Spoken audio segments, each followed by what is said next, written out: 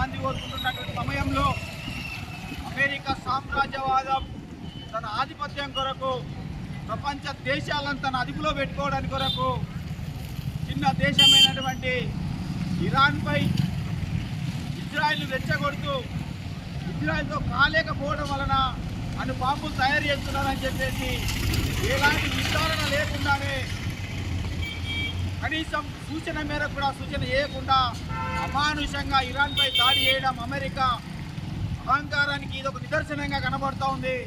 ఇది సరైన విధానం కాదు. ప్రపంచ దేశాలకు వైపున హెచ్చరిస్తూ ఉన్నాయి. మూడో ప్రపంచ యుద్ధానికి దారి తీస్తూ ఉన్నారు. ప్రపంచమంతా అతలకూతలం అవుతున్నది.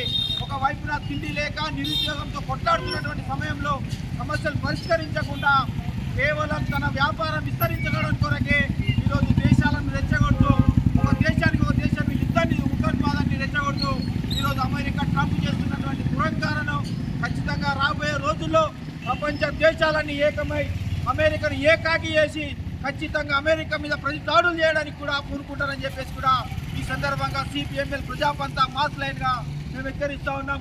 ఇప్పటికైనా ట్రంప్ తన విధానాన్ని మార్చుకొని శాంతిని నిలుపుకొచ్చే విధంగా రెండు దేశాలను పిలిచి యుద్ధాన్ని ఆపే విధంగా శాంతి చర్చలు చేసే విధంగా ప్రయత్నం చేయాలా. లేకపోతే ఖచ్చితంగా ఈ దౌర్జన్యాలకు మూల్యం చెల్లించక తప్పదని చెప్పేసి కూడా ట్రంప్కి ఈ సందర్భంగా మేము హెచ్చరిస్తూ ఉన్నాం.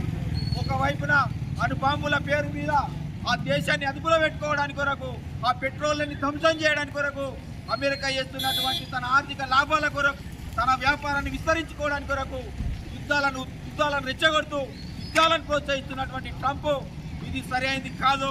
రేపు రాబోయే రోజుల్లో ఖచ్చితంగా నీ దేశంలోనే నీకు వ్యతిరేకంగా ఉద్యమాలు చేస్తూ ఉన్నారు, నీకు వ్యతిరేకంగా నినాదాలు చేస్తూ ఉన్నారు. ఆ ప్రజలే నీకు బుద్ధి చెప్తారని చెప్పేసి కూడా ఈ సందర్భంగా సిపిఎంఎల్ ప్రజాపంత పార్టీగా హెచ్చరిస్తూ ఉన్నాం. ఈ విధానాన్ని మార్చకపోతే రేపు రాబోయే రోజుల్లో పొందబెట్టే కార్యక్రమం